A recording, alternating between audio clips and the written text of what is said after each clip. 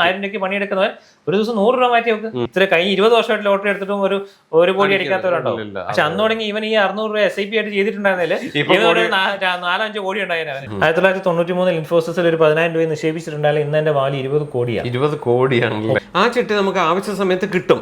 അതിനുവേണ്ടിയാണല്ലോ നമ്മളിത് ചെയ്യുന്നത്. ഇപ്പൊ എനിക്കൊരു പ്രോപ്പർട്ടി വാങ്ങിക്കാനായിട്ട് അത് എനിക്ക് ഉപകാരപ്പെട്ടു. അതാ ഞാൻ പറഞ്ഞത്, അതൊരു ലോൺ പർപ്പസ് ആണ്. ഹായ് ഫ്രണ്ട്സ്, ഞാൻ Deepanappan. Welcome to our channel. ഞാൻ ഇന്ന് എല്ലാവർക്കും പ്രയോജനം ചെയ്യുന്ന ഒരു കാര്യമാണ് ഞാനിത് പറയാൻ പോകുന്നത്. നമ്മൾ സാധാരണ ചെയ്യുന്ന ടൈപ്പ് ഒരു വീഡിയോ അല്ല. ശരിക്കും നമ്മളെല്ലാവരും പൈസ ഉണ്ടാക്കുന്നുണ്ട്, നമുക്കെല്ലാം വരുമാനമുണ്ട്, ചെറുതോ വലുതോ രീതിയിലെല്ലാം വരുമാനമുണ്ട്. പക്ഷേ നമ്മളിതെല്ലാം നമ്മുടെ കുടുംബത്തിന് വേണ്ടി ചിലവഴിക്കുന്നു, അല്ലെങ്കിൽ നമ്മുടെ പേഴ്സണൽ ആവശ്യത്തിന് വേണ്ടി ചിലവഴിക്കുന്നു. പക്ഷേ നമ്മൾ ഫ്യൂച്ചറിലേക്ക് അല്ലെങ്കിൽ നാളത്തേക്ക് നമ്മളൊന്നും സേവ് ചെയ്യുന്നില്ല. നമ്മൾ സേവ് ചെയ്യുന്നില്ല എന്ന് പറയാൻ പറ്റത്തില്ല. ചെറിയ ചിട്ടികളും കാര്യങ്ങളും ഒക്കെ ആയിട്ട് ഇപ്പം ഞാനൊക്കെ അങ്ങനെ ചെയ്തുകൊണ്ടിരിക്കുന്നതാണ്. ചിട്ടിയും കാര്യങ്ങളൊക്കെയാണ് ചെയ്യുന്നത്. പക്ഷേ അതൊക്കെ ഒരു സ്ഥലത്ത് ചെല്ലുമ്പോൾ തീരുകയാണ്, അതിന് ഒരു വളർച്ച ഉണ്ടാകുന്നില്ല. അപ്പോൾ നമ്മുടെ പൈസ എങ്ങനെ കറക്റ്റായിട്ട് നമുക്ക് വിനിയോഗിക്കാം, അതെങ്ങനെ മാനേജ് ചെയ്യാം എന്നുള്ള കാര്യങ്ങളാണ് നമ്മൾ നോക്കാൻ പോകുന്നത്. അപ്പോൾ ജെയിംസിനെ പരിചയപ്പെട്ടതിന് ശേഷമാണ് എങ്ങനെയാണ് ക്യാഷ് കൈകാര്യം ചെയ്യേണ്ടതെന്ന് മനസ്സിലാകുന്നത്. ശരിക്കും അതായത് ക്യാഷ് കൈകാര്യം ചെയ്യാൻ അറിയത്തില്ല എന്നുള്ളതല്ല, എന്നാലും കറക്റ്റ് മാനേജ് ചെയ്യേണ്ടത് എങ്ങനെയാണെന്ന് മനസ്സിലാകുന്നത് അദ്ദേഹത്തെ പരിചയപ്പെട്ടപ്പോഴാണ്. അപ്പോൾ നമ്മുടെ കൂടെ ഇപ്പോൾ അദ്ദേഹമാണുള്ളത്, ജെയിംസ് കുര്യാക്കോസ് ആണ്. അപ്പോൾ വെൽക്കം ടു അവർ ചാനൽ. എന്തുണ്ട് വിശേഷം? സുഖമായിട്ട് പോകുന്നു. അപ്പോൾ ശരിക്കും ജെയിംസിനെ ഞാൻ പരിചയപ്പെടുത്തുന്നത് നമ്മുടെ ഒരു ചാനലിലൊരു വീഡിയോ ചെയ്യണം എന്ന് പറഞ്ഞ് ജെയിംസ് വിളിക്കുന്ന സമയത്താണ് ഞാൻ പരിചയപ്പെടുന്നത്. പക്ഷേ അതിന് മുമ്പ് തന്നെ ജെയിംസിനൊരു യൂട്യൂബ് ചാനലുണ്ട്. ഞാൻ ആ ചാനൽ കാണുമായിരുന്നു. അപ്പം എനിക്ക് ഇദ്ദേഹമാണ് വിളിക്കുന്നതെന്ന് എനിക്ക് ആദ്യം മനസ്സിലായില്ല. അതിനുശേഷമാണ് ഇത് ചാനലുണ്ടെന്ന കാര്യങ്ങളൊക്കെ പറയുന്നതും മനസ്സിലാകുന്നതും. അപ്പോൾ അതിനുശേഷമാണ് പരിചയപ്പെടുന്നത്. അങ്ങനെ ഞങ്ങൾ ക്യാഷിൻ്റെ അല്ലെങ്കിൽ മണി മാറ്റേഴ്സ് ഒക്കെ ഇങ്ങനെ സംസാരിക്കുന്ന കൂട്ടത്തിലാണ് എൻ്റെ സേവിങ്സും കാര്യങ്ങളൊക്കെ ഇങ്ങനെ ചോദിച്ചു. നമ്മൾ സാധാരണ അങ്ങനെ ഉള്ള കാര്യങ്ങളൊന്നും ഇല്ല. അപ്പോൾ അങ്ങനെ ചോദിച്ചപ്പോഴാണ് പല കാര്യങ്ങളും ഞാൻ ചെയ്യുന്നത് ശരിയല്ല, അല്ലെങ്കിൽ ആ ഒരു രീതിയിൽ പോയാൽ നമുക്ക് ഫ്യൂച്ചറിൽ അതിന് ശരിയാവില്ല എന്നുള്ള കുറേ കാര്യങ്ങൾ പറഞ്ഞു. അങ്ങനെയാണ് ഞാൻ എൻ്റെ കാര്യങ്ങളെല്ലാം പുള്ളി അങ്ങ് ഏൽപ്പിക്കുമായിരുന്നു. അപ്പോൾ എങ്ങനെയുണ്ട്? കുഴപ്പമില്ല, ഉഷാറായിട്ട് പോകുന്നു. നമ്മളിപ്പം യൂട്യൂബ് ചാനൽ തുടങ്ങിയെന്ന് വെച്ച് കഴിഞ്ഞാൽ ഇപ്പോൾ ഒരു കഴിഞ്ഞ ഏപ്രിലാണ്. വളരെ അവിചാരിതമായിട്ടൊരു വന്നൊരു മേഖലയാണ്. അറിയാവുന്ന കാര്യങ്ങൾ പറഞ്ഞു കൊടുത്തു. പക്ഷെ ദൈവാനുഗ്രഹം കൊണ്ടാണോ എന്താണോ നമ്മൾ പറയുന്ന കാര്യങ്ങൾ ആളുകൾക്ക് ബോധ്യപ്പെടാൻ തുടങ്ങി. വളരെ സിമ്പിൾ ആയിട്ടുള്ള കാര്യങ്ങൾ, ഇപ്പം ഒരാളുടെ ജീവിതത്തിൽ നടക്കുന്ന കാര്യങ്ങൾ എന്താണെന്ന് നമ്മൾ സംസാരിച്ചു. അപ്പൊ അവർ ചെയ്തു വെച്ചിരിക്കുന്ന രീതി ശരിയാണെന്നാണ് അവർ ചിന്തിച്ചുകൊണ്ടിരുന്നത്.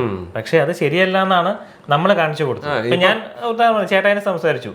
ചേട്ടായുടെ ഫിനാൻഷ്യൽ നമുക്കറിയാം, ചേട്ടായിക്ക് നല്ലൊരു ഇൻകം ഉണ്ട്, വരുമാനമുണ്ട്, സർക്കാർ ജോലിക്കാരനായിരുന്നു. ഇതെല്ലാം നമ്മൾ പറഞ്ഞു.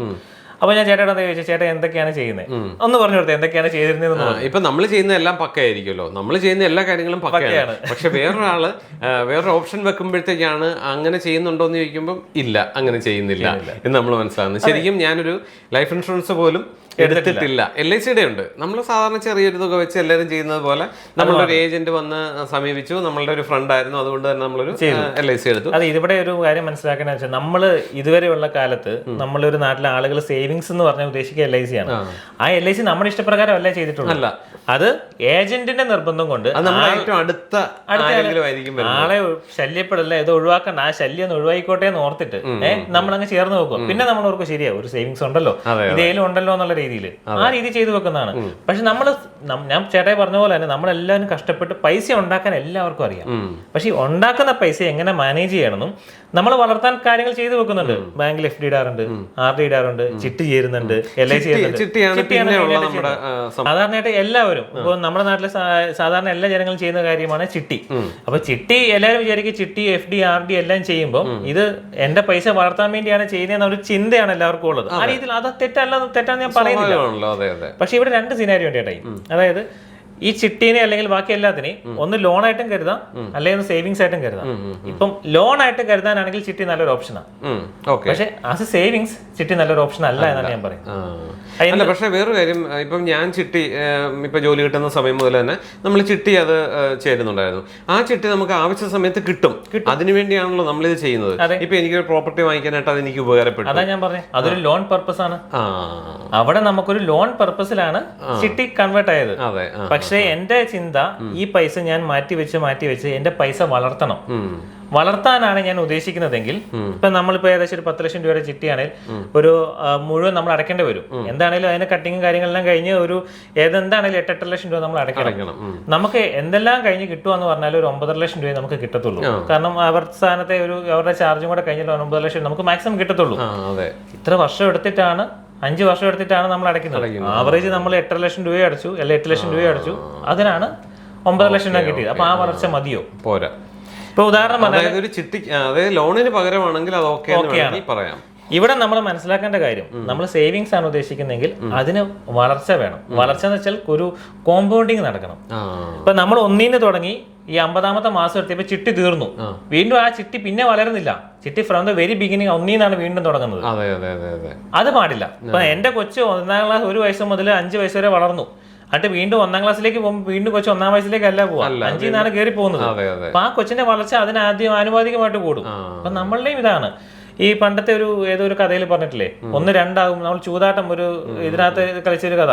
അതായത് ഒരു കള്ളിയിൽ 1 വെച്ചു, അതിന്റെ ഇരട്ടി അടുത്ത കള്ളിയിൽ അതിന്റെ ഇരട്ടി, അങ്ങനെ 10ാമത്തെ കള്ളി ആകുമ്പോഴേക്കും ഇത് നിറയുവാണ്. അരി വെക്കുന്ന ആ ഒരു കഥ ഉണ്ടായിരുന്നു. ആ രീതിയിലാണ് ഇത് പോകേണ്ടത്. കോമ്പൗണ്ടിങ് എന്ന് പറയുമ്പോൾ ഓരോ വർഷവും ഇത് സംഭവിക്കണം. ഇപ്പൊ നമ്മൾ പറയുന്നത്, ഞാൻ സാധാരണ എപ്പോഴും പറയുന്നത് ഓഹരി വിപണിയായിട്ട് ബന്ധപ്പെട്ട ഇൻവെസ്റ്റ്മെന്റ്സ് ആണ് മെയിനായിട്ട്. അതായത് നമ്മുടെ നാട്ടിൽ എല്ലാവരും വെറുക്കപ്പെടുന്ന ഒരു ഇതാണ്. ഇപ്പം ഞാനും ഇപ്പോൾ യൂട്യൂബ് തുടങ്ങിയ സമയം മുതൽ തന്നെ ഇത്തരം വീഡിയോസ് ഒക്കെ കാണുന്നുണ്ടായിരുന്നു. പക്ഷെ അതിലേക്ക് നമുക്ക് എങ്ങനെ ചേരാം, അല്ലെങ്കിൽ എങ്ങനെ ഇൻവെസ്റ്റ് ചെയ്യാം, അങ്ങനെയുള്ള കുറെ കാര്യങ്ങൾ നമുക്ക് ഡൗട്ടാണ്. ഇപ്പൊ ഒരു ചിട്ടിയാണെങ്കിലും അല്ലെ LIC ആണെങ്കിലും എന്താണെങ്കിലും ആൾക്കാർ നമ്മളിലേക്ക് വരികയും അവര് നമ്മളെ ക്യാൻവാസ് ചെയ്തിട്ട് ഇത് ഇങ്ങനെ ചെയ്താൽ മതി എന്ന് നമുക്ക് നമ്മളിലെല്ലാം നിക്ഷേപിക്കണം അല്ലെ സേവ് ചെയ്യണം എന്നുള്ള ഒരു ചിന്താഗതിയും കാണും, പൈസയും കാണും. പക്ഷെ ഇത് എങ്ങനെ ചെയ്യണമെന്നൊന്നും സാധാരണക്കാർക്ക് അറിയത്തില്ല. ഇതിനകത്തൊരു സംഭവം എന്ന് വെച്ച് കഴിഞ്ഞാല്, ഇത്രയും നാള് വരെ ഈ ഓഹരി വിപണി എല്ലാവർക്കും ഒരു നിഷിദ്ധമായിരുന്നു. കാരണം ഇത് ചൂതാട്ടമാണ്, മാർക്കറ്റ് പൊട്ടിപ്പോകും, ഷെയർ മാർക്കറ്റ് പൊട്ടും, ഇത് എല്ലാവരുടെ മനസ്സിലുള്ള കാര്യമാണ്. എന്റെ പൈസ പോകൂലേ, മാർക്കറ്റ് പൊട്ടി എന്റെ പൈസ പോകൂലേ, അങ്ങനെ ചിന്തയാണ്. പല ദിവസങ്ങളിലും നമ്മുടെ പത്രങ്ങളിൽ കാണാം, ഇന്ന ദിവസം 15 ലക്ഷം കോടി രൂപയുടെ നഷ്ടം ഇൻവെസ്റ്റേഴ്സിന്. ഇതെല്ലാം കാണുമ്പോൾ 15 ലക്ഷം കോടി രൂപ എന്നൊക്കെ പറയുമ്പോൾ ചെറിയ എമൗണ്ട് അല്ല. അപ്പൊ അതെങ്ങനെയാണ് സംഭവിക്കുന്ന കാര്യങ്ങളൊന്നും ആർക്കും അറിയത്തില്ല. ഇവിടെ ഞാൻ പറഞ്ഞു കൊടുത്തത് ഒരു സാധാരണക്കാരന് എങ്ങനെ ഓഹരി വിപണിയിൽ നിക്ഷേപിക്കാം, അത് നേരിട്ട് ഇൻവെസ്റ്റ് ചെയ്യുന്നത് എങ്ങനെയാണെന്നോ അല്ലെങ്കിൽ അത് മറ്റൊരു മാർഗ്ഗം മ്യൂച്വൽ ഫണ്ട്സിലൂടെ ഇൻവെസ്റ്റ് ചെയ്യുന്നത് എങ്ങനെയാണെന്നോ കൃത്യമായിട്ടാണ് ഞാൻ എന്റെ ചാനലിലൂടെ എല്ലാ കാര്യങ്ങളും പറഞ്ഞു കൊടുക്കുന്നത്, ഒരു സൊല്യൂഷൻ ആയിട്ട്. ഇപ്പൊ ചാനൽ കാണുമ്പോഴാണെങ്കിലും നമുക്കറിയാം സാധാരണക്കാർക്ക് പറ്റുന്ന രീതിയിൽ. അതെ അതെ അതെ, വളരെ സിമ്പിൾ ആയിട്ട് ഒരു സാധാരണക്കാരന്റെ പ്രശ്നം. ഇനി ഞാൻ വേറെ കാര്യം പറയട്ടെ, ഇപ്പൊ ഷെയർ മാർക്കറ്റ് അത് ഇതൊന്നും സാധാരണക്കാർക്ക് പറ്റുന്നല്ല എന്നൊരു തോന്നലാണ്. ഈ സാധാരണക്കാർക്ക് പറ്റുന്നത് ചിട്ടി അത് ഇതെന്നൊക്കെയാണെന്ന് അത് തോന്നല്. അതെങ്ങനെയാണ് അത്? അല്ലെങ്കിൽ എന്താ നമ്മളിലേക്ക് സാധാരണക്കാരിലേക്ക് ഇത് എത്താത്തത് എന്താ? ഇവിടെ ആ പണ്ട് തുടങ്ങിയുള്ളൊരു കൺസെപ്റ്റ് ഉണ്ടല്ലോ, ചൂതാട്ടം, ഈ മാർക്കറ്റ് കുറയും, ഷെയർ പൊട്ടിപ്പോവും, കുറെ കമ്പനികൾ പൊട്ടിപ്പൊളിഞ്ഞു പോയിട്ടുണ്ട്. അങ്ങനെയുള്ളത് കൊണ്ട് തന്നെ ആ പൈസ മൊത്തം ആളുകൾ പോയിട്ടുണ്ട്. പിന്നെ പലരും പറയുന്നത് കേൾക്കാം, ഈ ഷെയർ മാർക്കറ്റിലേക്ക് നേരിട്ട് വരുന്ന എല്ലാവരും ചെയ്യുന്നത് ചൂതാട്ടത്തിലേക്കാണ് ചേർന്നത്. ഈ ഓപ്ഷൻസ്, ഇൻട്രാഡേ, അതായത് ഞാൻ ഇന്ന് നടന്ന തൈക്ക് ഇന്ന് തന്നെ വളർച്ച കിട്ടണമെന്ന് പറഞ്ഞാൽ നടക്കുമോ? ഇല്ല ഇല്ല, പറ്റത്തില്ല. ഞാൻ ഇന്നൊരു ബിസിനസ് തുടങ്ങിയാൽ ഈ ബിസിനസ് മിനിമം ലാഭത്തിലേക്കാകാൻ മിനിമം ഒരു 4-5 വർഷം വേണം. ചിലപ്പോൾ പെട്ടെന്ന് വളരുമായിരിക്കും, ലാഭം കിട്ടുമായിരിക്കും. പക്ഷേ ഈ ബിസിനസ്സിലെ ലാഭം മാത്രമല്ല, ഒരു കയറ്റിറക്കം ഉണ്ട്. അപ്പൊ നമ്മളുടെ കൃത്യമായിട്ടുള്ള ആ കയറ്റിറക്കങ്ങൾ നോക്കി വാങ്ങാനും വിൽക്കാനും ഒന്നും വേണ്ട. നമ്മൾ സ്വർണം മേടിക്കാറില്ല, ചേട്ടൻ സ്വർണം മേടിക്കാറുണ്ട്. ഇന്ന് 1 പവൻ സ്വർണം മേടിച്ചു, ചേട്ടൻ കൈ വെക്കുക, 1 പവൻ 75,000 രൂപയാണെന്ന് വിചാരിക്കുക. 1 പവൻ സ്വർണം ചേട്ടയുടെ കയ്യിലുണ്ട്. നാളെ ഇതിന്റെ വില കൂടുമെന്ന് ചേട്ടയ്ക്ക് എന്തെങ്കിലും ഉറപ്പുണ്ടോ? ഇപ്പോഴത്തെ രീതിയിൽ കൂടേണ്ടതാണ്. പക്ഷെ കൂടുമെന്ന് ഉറപ്പില്ല, കുറയാൻ ചാൻസ് ഉണ്ട്. ഈ സാധനം ചേട്ടായി ഒരു അടുത്ത വർഷം ചേട്ടായി വിൽക്കാൻ ചെല്ലുന്ന സമയത്ത് സ്വാഭാവികമായിട്ടും മാർക്കറ്റ് എല്ലാം യുദ്ധം എല്ലാം അടങ്ങി വലിയ കുഴപ്പമൊന്നുമില്ല, സ്വർണത്തിന്റെ വില 65,000-ലേക്ക് താന്നു. അതായത് ചേട്ടായി 75,000-ന് മേടിച്ചു, 65,000-ന് ഇപ്പൊ വാല്യൂ ഉള്ളൂ. ചേട്ടായി പറയുവാണ്, എനിക്ക് ഞാൻ 75,000-ന് മേടിച്ചേ, എന്റെ കയ്യിൽ 1 പവൻ സ്വർണ്ണമുണ്ട്, എനിക്ക് 75,000 വേണമെന്ന് പറഞ്ഞാൽ കിട്ടത്തില്ലല്ലോ. കയ്യിലായ 1 പവന് യാതൊരു മാറ്റമില്ല, അതിന്റെ വാല്യൂ മാത്രം എന്ത് ചെയ്തു, കുറഞ്ഞു. അതേ സമയത്ത് വീണ്ടും ഇതിന്റെ വില കൂടി 85,000 ആയി. അപ്പോഴും ചേട്ടന്റെ കയ്യിലുള്ള പവന് മാറ്റമൊന്നുമില്ല, അതിന്റെ വില കൂടി.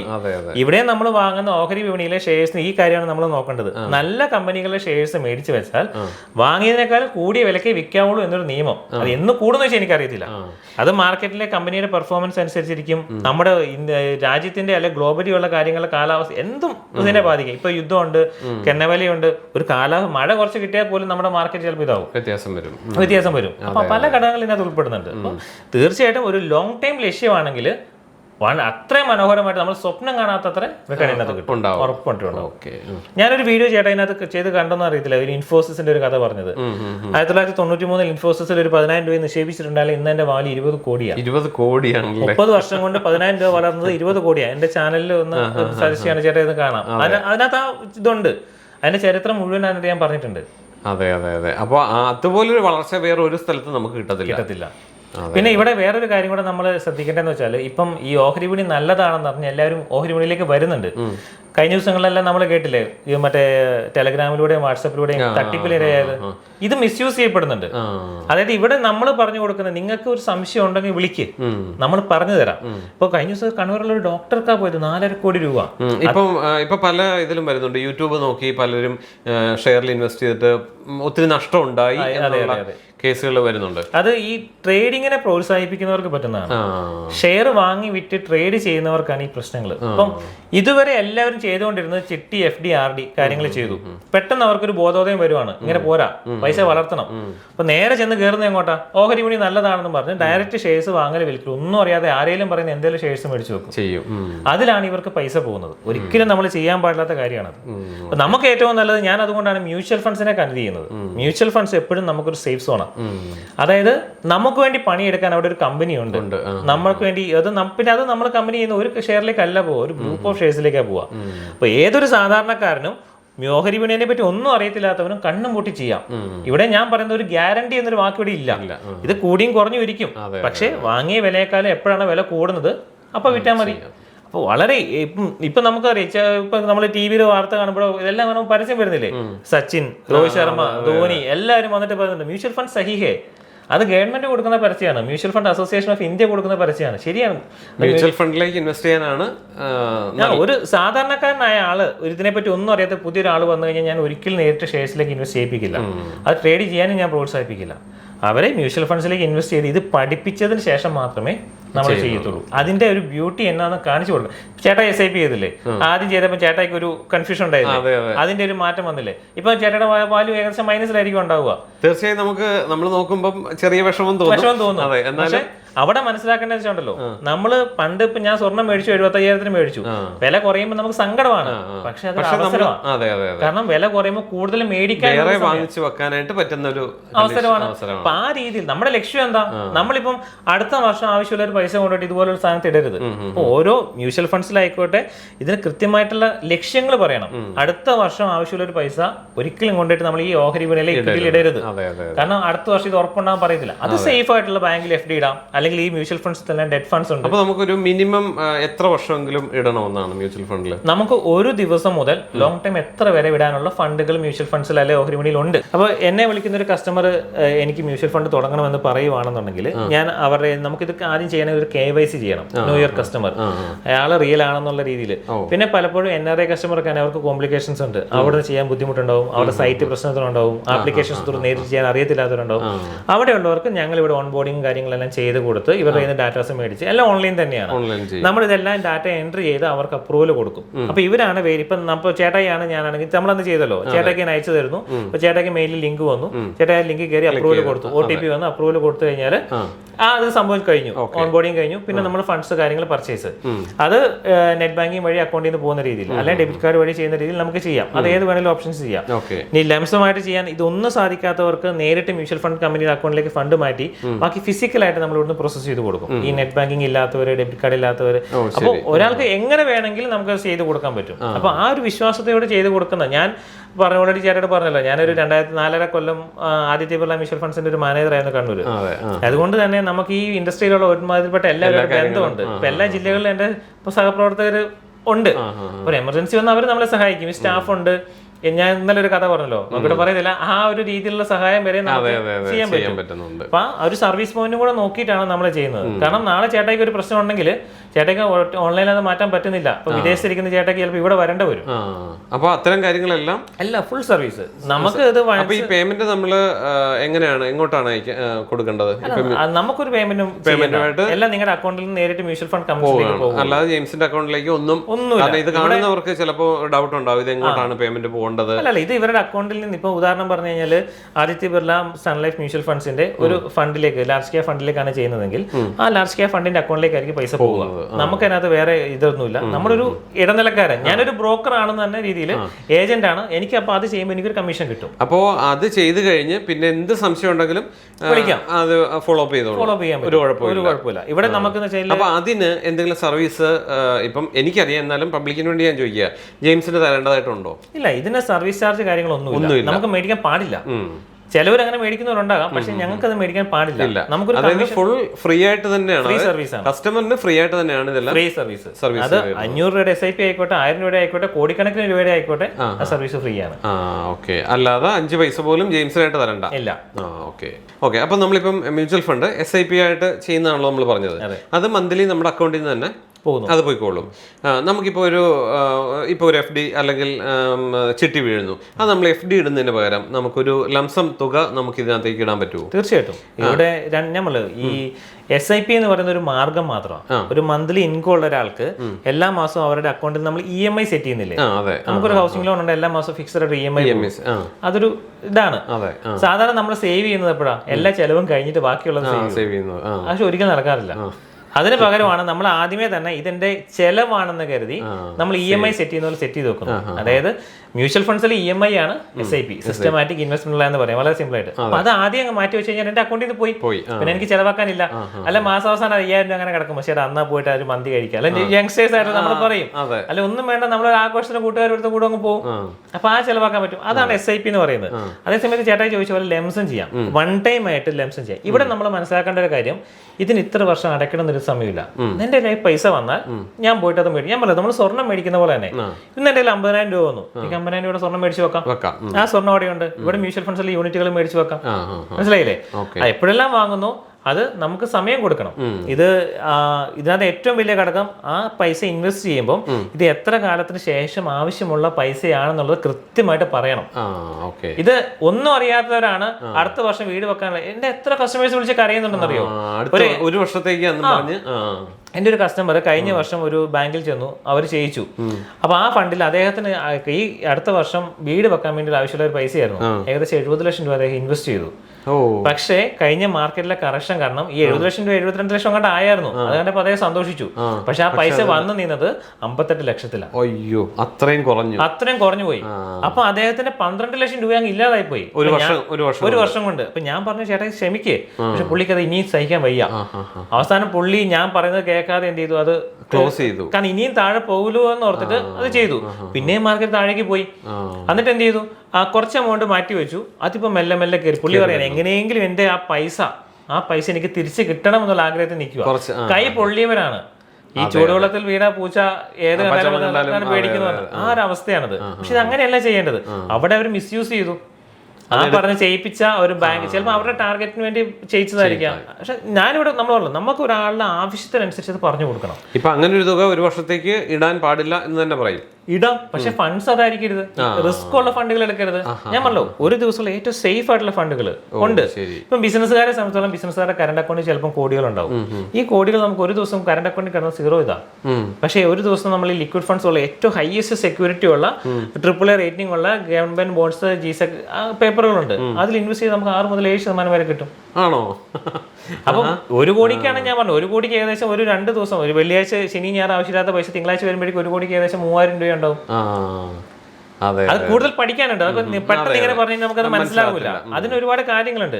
ഈവൻ ബിസിനസ്സുകാർ പോലും, ഞാനൊരു ബിസിനസ്സാണ് ചെയ്യുന്നത്. ഞാൻ ചേട്ടനോട് പറഞ്ഞില്ലേ, ഞാനൊരു ബിസിനസിന്റെ സ്ട്രഗ്ലിംഗ് സ്റ്റേജിൽ ഉണ്ടായിരുന്നത്.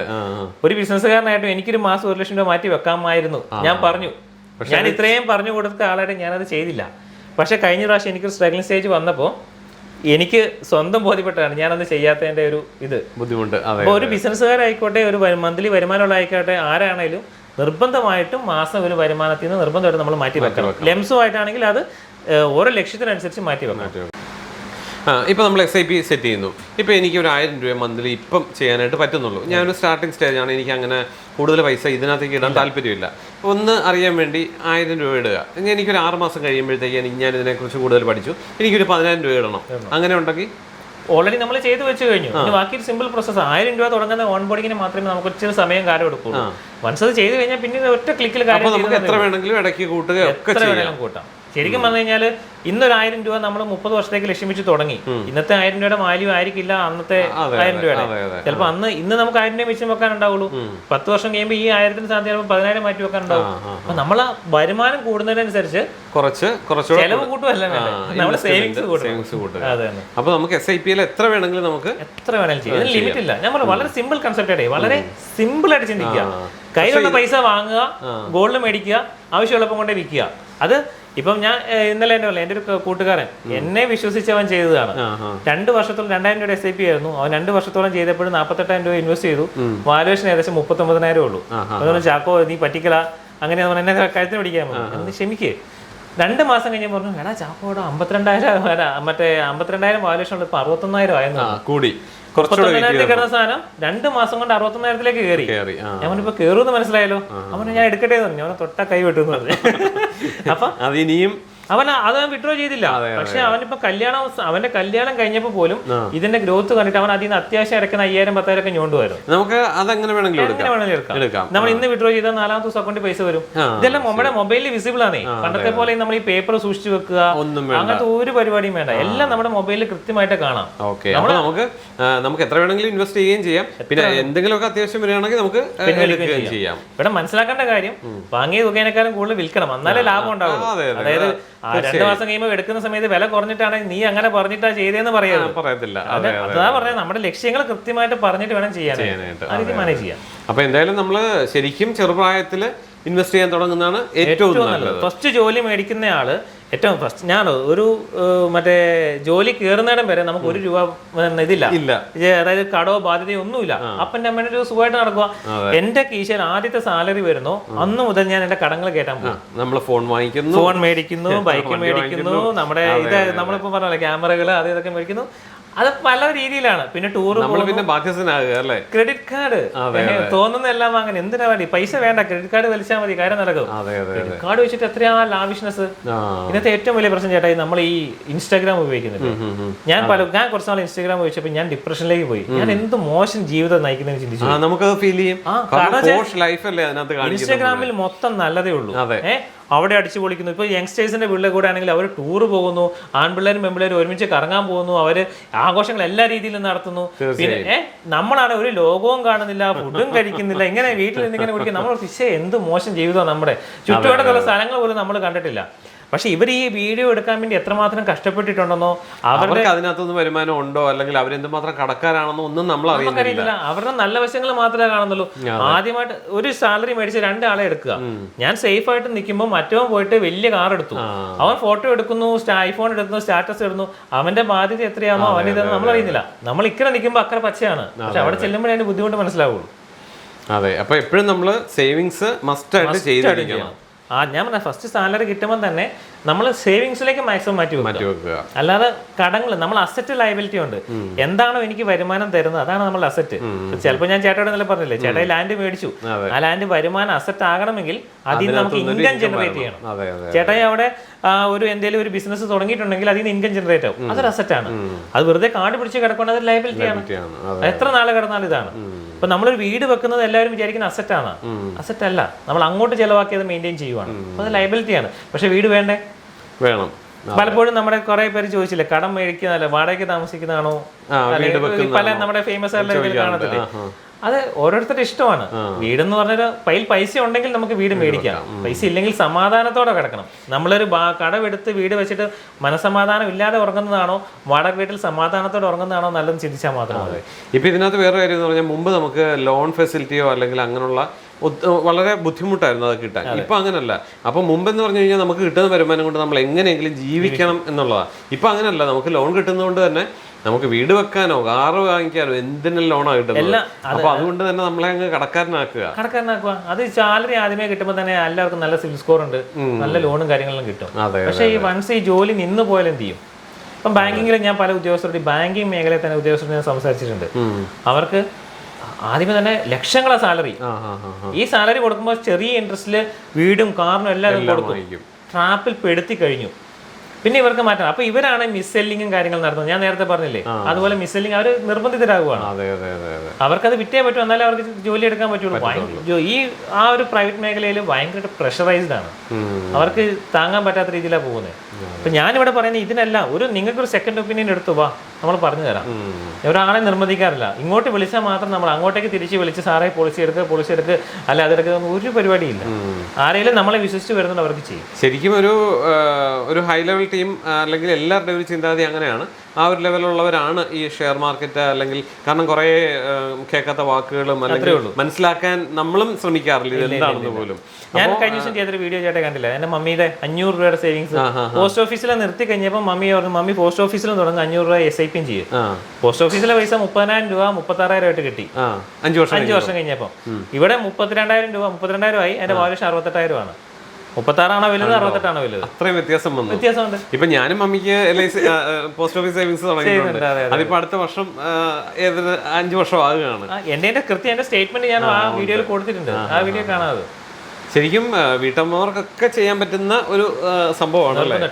ഏതൊരു സാധാരണക്കാരനും ചെയ്യാം, കണ്ണും പൊട്ടി ചെയ്യാം. നമ്മൾ മുഴുവൻ എമൗണ്ട് ഇടാനല്ല പറഞ്ഞേ, വരുമാനം ചെയ്യുമ്പോൾ നിങ്ങൾ ആരുടെയും ചിട്ടി എല്ലാം ചെയ്തോ, ചെറിയൊരു പൈസ മാറ്റി വെച്ച് നോക്ക്, പഠിച്ചു നോക്ക്. പഠിക്കാനായിട്ട് ചിലപ്പോൾ ഇവര് 1000 രൂപയില് 200 രൂപയായിരിക്കും ചിലപ്പോൾ മ്യൂച്വൽ ഫണ്ട് ചെയ്യുന്നത്, ബാക്കി 800 രൂപ വേറെ ചെയ്യുന്നുണ്ടോ. പക്ഷെ ഈ 800 രൂപയുടെ ഒരു 5 വർഷം കഴിയുമ്പോൾ ഈ 800 രൂപ തന്നതിനേക്കാളും കൂടുതൽ റിട്ടേൺ ഈ 200 രൂപ കിട്ടും. അപ്പൊ നമ്മള് SIP സെറ്റ് ചെയ്തു. നമ്മളിപ്പം ഇപ്പൊ വിദേശത്തുള്ളവരൊക്കെ ഇത് ചെയ്യുന്നുണ്ടല്ലോ. അപ്പൊ എന്തെങ്കിലും ഒരു കാരണവശാൽ അവർക്ക് ജോലി നഷ്ടമാകുന്നു, ഒരു 2 വർഷമൊക്കെ അടയ്ക്കാൻ പറ്റുള്ളൂ, കാരണം ബാങ്കിൽ ഇതിന്റെ ഇൻസ്റ്റാൾമെന്റ് അടയ്ക്കേണ്ട സമയമാകുകയും ചെയ്യും. അപ്പൊ അങ്ങനെ വരുന്ന കേസുകളിൽ നമുക്ക് എന്ത് ചെയ്യാൻ പറ്റും? നമുക്ക് അതായത് SIP ചെയ്തെന്ന് പറഞ്ഞാൽ നമുക്ക് എനി ടൈം നമുക്കത് പോസ്റ്റ് ചെയ്യാം. 2 മാസത്തേക്ക് 3 മാസത്തേക്ക് പോസ്റ്റ് ചെയ്ത് വെക്കാം. സ്റ്റോപ്പ് ചെയ്താലും പോസ്റ്റ് ചെയ്താലും അത് വീണ്ടും റീസ്റ്റാർട്ട് ചെയ്യാം. ഇപ്പൊ എന്നെ നമ്മുടെ കസ്റ്റമേഴ്സ് ഇപ്പൊ വിദേശത്ത് നിന്നൊക്കെ വരുന്നവർ വിളിച്ച് പറയും, അടുത്ത 3 മാസം നാട്ടില, വരുമാനമില്ല, അതൊന്ന് 3 മാസത്തേക്ക് ചെയ്യാവുന്ന ഞങ്ങൾ ഇവിടുന്ന് റിക്വസ്റ്റ് കൊടുത്തവർ അല്ലെ അവർക്ക് മൊബൈലിൽ നിന്ന് തന്നെ ചെയ്യാം. മൊബൈലിൽ നിന്ന് തന്നെ നമുക്കത് ചെയ്യാനേ ഉള്ളൂ. അറിയത്തില്ല, നമ്മൾ ഇവിടുന്ന് ചെയ്ത് കൊടുക്കും. അത് 3 മാസം കഴിഞ്ഞ് അവിടെ ചെല്ലുമ്പോൾ അവിടെ സാലറി വരുന്നുണ്ട്, ചെയ്തോളാൻ പറയും. വെരി നെക്സ്റ്റ് നമുക്ക് 7 ദിവസത്തെ പ്രോസസ്സിംഗ് അത് റീസ്റ്റാർട്ട് ചെയ്യാൻ പറ്റും. അപ്പൊ അങ്ങനെ നമുക്ക് എന്ത് വേണമെങ്കിലും നമുക്ക് ചെയ്യാൻ പറ്റും. പിന്നെ ഇത് ചിലരുടെ സംശയം, ഇത് SIP മുടങ്ങിയാൽ ഞാൻ അക്കൗണ്ടിൽ പൈസ ഇല്ലാതായാലും ഒരു സംശയമുണ്ട്. പൈസ ഇല്ലാതായാലും ഇത്രേ ചിന്തിക്കേണ്ടുള്ളൂ, വേറെ കുഴപ്പമൊന്നുമില്ല. 3 മാസം കണ്ടിന്യൂസ് ആയിട്ട് പൈസ ഇല്ലാതായി കഴിഞ്ഞാൽ SIP സ്റ്റോപ്പ് ആവും, SIP നിൽക്കും. പക്ഷെ ഈ 3 മാസവും ബാങ്കിൽ നിന്ന് അവർ ചാർജ് പിടിക്കും. നമ്മളല്ല ചാർജ് പിടിക്കുന്നത്, നമുക്ക്, കാരണം ഇത് ഇൻവെസ്റ്റ്മെന്റ് ആണ്, അത് അവരുടെ കസ്റ്റമറുടെ ആവശ്യമാണ്. പക്ഷെ ബാങ്കുകാർക്ക് ഇൻസ്ട്രക്ഷൻ കൊടുത്തിട്ടുണ്ട്, എല്ലാ മാസവും എത്ര രൂപ പിൻവലിച്ചോളാം കൊടുത്തിട്ടുണ്ട്. അപ്പം പൈസ ഉണ്ടാകണം എന്നുള്ളത് നിർബന്ധമാണല്ലോ. പൈസ ഇല്ലെങ്കിൽ ഒരു 250 രൂപയോ ചില ബാങ്കിൽ 450 രൂപയോ ഒക്കെ ചാർജ് ചെയ്യും, നിർബന്ധം ചാർജ്. അത് ചെക്ക് ബൗൺസ് ആകുന്ന പോലെ തന്നെയാണ്, ആ ഒരു രീതിയിൽ എഫക്ട് ആകത്തില്ല, പക്ഷെ ആ ഒരു കണ്ടത് തന്നെയാണ്.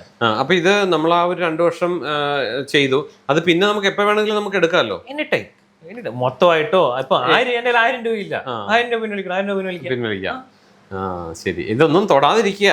നമ്മളൊരു ലക്ഷ്യത്തിലേക്ക് നമ്മൾ നോക്കി ചെയ്യാം. ഞാൻ ഇപ്പൊ നമ്മുടെ പല കസ്റ്റമേഴ്സും ചെയ്യുന്ന വെച്ച് കഴിഞ്ഞാൽ ഇപ്പൊ ഒരു 10,000 രൂപ SIP ചെയ്തു, അവർക്ക് കംഫർട്ട് ആയിട്ടുള്ള 10,000 രൂപ. അപ്പൊ മാസാവസാനം ചിലപ്പോൾ ബാക്കി വീണ്ടും വരുന്ന ഒരു 10-12,000 ബാക്കി ഉണ്ടാവും. അവർ അന്നേരം തന്നെ ഇതിനകത്തേക്ക് മാറ്റും. കാരണം ഒരു ദിവസം വൈകിയാൽ അവർ മൊബൈലിൽ ആ സാധനം കാണും. ഇങ്ങനെ പോകുമ്പോഴായിരിക്കും എന്തെങ്കിലും ഒരു ഗാഡ്ജറ്റോ എന്തെങ്കിലും കാണുന്നത്, അത് പൈസ പോകും. അന്നേരം അത് പോകാതിരിക്കാൻ എന്ത് ചെയ്യും, ആദ്യം മാറ്റും. ശരിക്കും നമ്മൾ ഇതിലൊക്കെ ഇൻവെസ്റ്റ് ചെയ്ത് തുടങ്ങി കഴിഞ്ഞാൽ നമ്മൾ സേവിങ്സ് കൂട്ടും എന്നാണ് തോന്നുന്നത്. തീർച്ചയായിട്ടും നമുക്ക് രസമാണത്. എന്റെ പൈസ കൂടി വരുന്നത് എന്റെ മൊബൈലിൽ കാണാലോ, മറ്റേതൊന്നും കാണുന്നില്ല. ഇത് ഡെയിലി എന്നെ കൂടുന്നതും പച്ച കാണുമ്പോൾ സന്തോഷം, താജവും പോകുമ്പോൾ സങ്കടം, ഇതുണ്ടല്ലോ. ശരിക്കും ഒത്തിരി കേസുകളിൽ നമുക്ക് ഉപയോഗിക്കാം ഇത്. അതായത് ഞാൻ പറയുന്നത് ഇപ്പൊ കുട്ടികളുടെ കല്യാണം, ഇപ്പം അപ്പൂപ്പനും അമ്മമ്മയോ, അപ്പൊ അവര് നോക്കുമ്പോഴാണെങ്കിൽ ഒരു ചെറിയ തുക ഒരു 10 വർഷത്തേക്ക് അല്ലെങ്കിൽ 15 വർഷത്തേക്കൊക്കെ ഒന്ന് ചെറിയൊരു തുക ഇട്ട് കഴിഞ്ഞാൽ അവരുടെ കൊച്ചുമക്കളുടെ ഒരു കല്യാണ സമയത്ത് നല്ലൊരു തുക അവർക്ക് കൊടുക്കാൻ പറ്റും. അല്ലെങ്കിൽ മക്കൾക്കാണെങ്കിലും, അല്ലെങ്കിൽ അതുപോലുള്ള ഒത്തിരി കേസുകളിൽ നമുക്കത് ചെയ്യാൻ പറ്റും. ഇതിലെ സംഗതി കൊള്ളാം, അടിപൊളിയാണ്. ഇതിനകത്ത് ഒരു കാര്യം കൂടെ ഞാൻ എടുത്തു പറയുകയാണ്, ഈ നമ്മള് മക്കൾക്ക് വേണ്ടി സമ്പാദിക്കുന്നുണ്ട്. ഈ സമ്പാദ്യത്തിന്റെ നമ്മുടെ ടോട്ടൽ സമ്പാദ്യത്തിന്റെ പകുതി നമുക്കുള്ളതാ. മക്കൾക്ക് ബാക്കി എത്ര പിള്ളേരുണ്ടാകും ബാക്കി ഡിവൈഡ് കൊടുത്തോളുക. ഈ മക്കളെ കല്യാണം കഴിച്ചങ്ങ് വിടുന്നു, അല്ലെ അവരെ കെട്ടിച്ചു വിട്ട് എല്ലാം കഴിഞ്ഞാൽ അവരങ്ങ് പോയി. പിന്നെ നമുക്ക് ജീവിക്കാൻ ഈ മക്കളുടെ മുന്നിൽ കൈനീട്ടി ചെല്ലേണ്ടി വരും, അതിന് അവസരം ഉണ്ടാക്കി. അതുകൊണ്ട് ഞാൻ എപ്പോഴും പറയുന്നു, നമുക്കുള്ളത് മാറ്റി വെച്ചിട്ട് മക്കൾക്ക് കൊടുത്തോളൂ. അല്ലാതെ കഴിഞ്ഞ ദിവസം കൂടെ വാർത്ത കണ്ടില്ലേ, മകളെ കട എടുത്ത് കെട്ടിച്ചു വിട്ടു, മകൾ തിരിഞ്ഞു നോക്കുന്നില്ല, കട കാരണം ഇവര് പുറത്തായി. ആ അവസ്ഥ വരരുത്. നമുക്ക് നമ്മുടെ കാര്യം ഉറപ്പിക്കുക, എന്നിട്ട് മക്കളെ നോക്കുക. അതെ. അല്ല, ഇപ്പം ഇതെല്ലാം ശരിയാണെങ്കിൽ നമ്മളുടെ കുട്ടികൾക്ക് ഏറ്റവും നല്ല ഫെസിലിറ്റി കൊടുക്കുന്നു, ഏറ്റവും നല്ല, അങ്ങനെയാണല്ലോ നമ്മള്. അതിനെല്ലാം തുടക്കത്തിലേ ചെയ്താൽ ഇത് ഏറ്റവും നല്ലതാണ്. അതിന് ഘട്ടം ഘട്ടമായിട്ട് മാറ്റി വെക്കും. ഞാൻ വെറും ഒരു ദിവസത്തെ കൂലിന്ന് ഒരു 10%, ഒരു ദിവസം 1000 രൂപയ്ക്ക് പണിയെടുക്കുന്നവർ ഒരു ദിവസം 100 രൂപ മാറ്റി വെക്ക്, അത്രേ ഞാൻ പറയുന്നുള്ളൂ. അത് ചെയ്യണം. ചിലര് ലോട്ടറി എടുക്കുന്നുണ്ട്, എല്ലാ ദിവസവും 1000 രൂപയ്ക്ക് പണിയെടുത്ത് 600 രൂപയ്ക്ക് ലോട്ടറി എടുക്കുന്നുണ്ട്. ഇത്ര കഴിഞ്ഞ 20 വർഷമായിട്ട് ലോട്ടറി എടുത്തിട്ടും ഒരു കോടി അടിക്കാത്തവരുണ്ടാവും. പക്ഷെ അന്ന് തുടങ്ങി ഇവൻ ഈ 600 രൂപ SIP ആയിട്ട് ചെയ്തിട്ടുണ്ടായിരുന്നില്ല, 4-5 കോടി ഉണ്ടായിരുന്നു അവന്. അപ്പൊ അങ്ങനത്തെ ഇതുണ്ട്. അപ്പൊ ഈ ലോട്ടറി ലോങ് ടൈമിലേക്ക് നോക്കുവാണെങ്കിൽ ഇത് ലോട്ടറിയാണ്, ലോട്ടറിയാണ്. ഉറപ്പായിട്ട് ലോട്ടറിയാണ്. അതെ. പിന്നെ ഇപ്പം പല കേസുകളിലും നമ്മൾ കാണുന്നുണ്ടല്ലോ, ഇപ്പൊ ഓൺലൈൻ തട്ടിപ്പുകളും പ്രശ്നങ്ങളൊക്കെ ഭയങ്കരമായിട്ട് അപ്പൊ തന്നെ നമുക്ക് ഇത് ഇൻവെസ്റ്റ് ചെയ്യാം, അങ്ങനെയുള്ള കുറെ കേസുകൾ വരുന്നുണ്ട്. നമ്മൾ ഓരോ ലിങ്കിൽ ക്ലിക്ക് ചെയ്ത് കയറി പോകുന്നു. അപ്പൊ അതൊക്കെ എങ്ങനെയാണ് നമുക്കത്? ഒരിക്കലും നമ്മൾ ഈ ഓൺലൈനിൽ ഒരുപാട് ടെലഗ്രാം വഴിയും വാട്സപ്പ് വഴിയൊക്കെ ലിങ്ക് വരുന്നുണ്ട്. അപ്പൊ എല്ലാം ഡെയിലി ഇത് തരാന്ന് പറയും, ചില ഇത്ര ഷെയർസ് തരാം. ആദ്യമൊക്കെ നമ്മൾ പൈസ ഇട്ട് കൊടുക്കും, അതിന് റിട്ടേൺ ഒക്കെ തരും. ഇത് കാണുമ്പോൾ നമുക്ക് നല്ലതാണല്ലോ വീണ്ടും വീണ്ടും ഇട്ട് കൊടുക്കും. കഴിഞ്ഞ ദിവസം ആ ഡോക്ടർക്ക് സംഭവിച്ചത് കണ്ണൂരിലെ അത്രയും പ്രൊഫഷണൽ ആയിട്ടുള്ള എഡ്യൂക്കേറ്റഡ് ആയ ഡോക്ടർക്കാണ് 4.5 കോടി രൂപ പോയത്. അത് ചെറിയ പൈസയല്ല. ഞാൻ പറയുന്നത് വെച്ചാൽ ഞാൻ എല്ലാ കസ്റ്റമേഴ്സിനും നിങ്ങൾക്കൊരു ഇത് കണ്ടോ, നിങ്ങൾ നേരെ ഫോർവേഡ് ചെയ്യും, നല്ലതാണെങ്കിൽ നമ്മൾ പറഞ്ഞുതരാം, അത് ചെയ്തോ. ഇനി നിങ്ങൾക്ക് ചെയ്യണമെങ്കിൽ നമ്മൾ നിങ്ങൾക്ക് തന്നെ ചെയ്യണോ, കൃത്യമായിട്ടുള്ള ഗൈഡൻസ് തരാം. അപ്പൊ ആ രീതിയിലാണ് നമ്മൾ പറഞ്ഞു കൊടുക്കുന്നത്. അല്ലാതെ ഒരു സെക്കൻഡ് ഒപ്പീനിയൻ എപ്പോഴും എടുക്കാൻ നമ്മളിവിടെ ഉണ്ട്. ആ ഒരു കോൺഫിഡൻസ് ആണ് നമ്മൾ കൊടുക്കുന്നത്. അപ്പൊ എന്തായാലും സംഗതി അടിപൊളിയാണ്. കാരണം നമുക്ക് നമ്മളെ ഒന്ന് സജസ്റ്റ് ചെയ്യാനോ അല്ലെങ്കിൽ കൺട്രോൾ ചെയ്യാനോ അല്ലെങ്കിൽ ഇത് ഇങ്ങനെയാണെന്ന് പറഞ്ഞ് ഒരു നിർദ്ദേശം തരാൻ ഒരാളുണ്ടെങ്കിൽ അത് വലിയൊരു കാര്യമാണ്. അപ്പൊ അതിന് പ്രത്യേകിച്ച് ചാർജ് ഒന്നും ആകുന്നില്ല എന്നത് വേറൊരു കാര്യം കൂടെയാണ്. അല്ലെങ്കിൽ നമുക്ക് ജെയിംസിന് സർവീസ് ചാർജ് കൊടുക്കേണ്ടി വരുമോ, അങ്ങനെയൊക്കെ ഉള്ള കൺഫ്യൂഷൻ. ഇതിനകത്ത് ചിലവർ ചോദിക്കാറുണ്ട്, അവരുടെ ഓൾറെഡി ഉള്ള വലിയ പോർട്ട്ഫോളിയോ, അത് കുറച്ച് കൺഫ്യൂഷൻ ഉള്ള കാര്യം. എന്റെ സമയം ചെലവെടുത്ത് ഞാൻ ചെയ്യുന്നതാണ്. അതായത് ഓൾറെഡി ഡയറക്റ്റ് വേറെ ഏജന്റ് ത്രൂ ചെയ്തിട്ടുണ്ടാവും. പക്ഷെ അങ്ങനെ ഉള്ളതിന് ഞാൻ ചാർജ് മേടിക്കും. കാരണം ഒരു 2 ദിവസം 3 ദിവസമൊക്കെ ചിലപ്പോൾ ഇവരുടെ പോർട്ട്ഫോളിയോ ഇരുന്ന സ്റ്റോക്സ് അടക്കം ചിലപ്പോൾ എന്റെ ബാക്കിയുള്ള ആൾക്കാരുടെ അടുത്ത് കൊടുത്ത് ചെയ്യിപ്പിക്കേണ്ടി വരും. അപ്പൊ ഞാൻ അവരെയും കൊണ്ട് എടുക്കുന്നത്. അത് എന്റെ സർവീസ് അല്ല, പക്ഷെ അവർക്ക് അഡീഷണൽ ആയിട്ട് ഞാൻ ചെയ്ത് കൊടുക്കും. പുതുതായിട്ട് ചെയ്യുന്ന ആൾക്ക് അങ്ങനെയുള്ള കേസുകളൊന്നും വരുന്നില്ല. വലിയ HNI ക്ലയൻസ് വലിയ ഒരുപാട് സ്റ്റോക്സ് അവരുടെ തകിടം മറിഞ്ഞ് കിടക്കുന്ന പോർട്ട്ഫോളിയോ അതിനെ അറേഞ്ച് ചെയ്ത് കൊടുക്കണമെങ്കിൽ നമ്മൾ അതിന് ചാർജ് ചെയ്യും. കാരണം എനിക്ക് വേറെ ഇൻകം ഒന്നുമില്ലല്ലോ. നമ്മളിതൊരു ഫ്രീ സർവീസ്, കാരണം മറ്റേത് നമ്മൾ ത്രൂ ചെയ്യുമ്പോൾ എനിക്ക് കമ്മീഷൻ കിട്ടും. ഞാനതല്ലേ ചോദിക്കുന്നത്. ഇപ്പൊ നമ്മുടെ വീഡിയോ കാണുന്ന ഒത്തിരി അമ്മമാരുണ്ടാവും, ഒത്തിരി ലേഡീസ് ഉണ്ടാവും, അപ്പം പ്രായമുള്ളവരും ഒക്കെ കാണും. അവർക്ക് ആദ്യമായിട്ടൊക്കെ ഒന്ന് ചെയ്യാനായിരിക്കും. അപ്പൊ അങ്ങനെയുള്ള കേസുകൾ ₹1 ചാർജ് ഇല്ല, ഫ്രീ സർവീസ് ആയിട്ട് തന്നെ ഫ്രീ ആണ്. പറ്റും. ഓക്കെ ജെയിംസ്, ഇപ്പൊ നമ്മള് ഷെയർ മാർക്കറ്റും അല്ലെങ്കിൽ SIP-യും മ്യൂച്വൽ ഫണ്ടൊക്കെ ആണല്ലോ പറഞ്ഞത്. ശരിക്കും ഹെൽത്ത് ഇൻഷുറൻസിന്റെ ഒരു ഞാനത് ചോദിക്കുന്നത് ശരിയല്ല, എന്നാലും അത് ബാക്കിയുള്ളവർക്കും പ്രയോജനപ്പെടണം എന്നുള്ളത് കൊണ്ടാണ്. കാരണം ഞാൻ ഇതുവരെ എടുത്തിട്ടില്ലായിരുന്നു.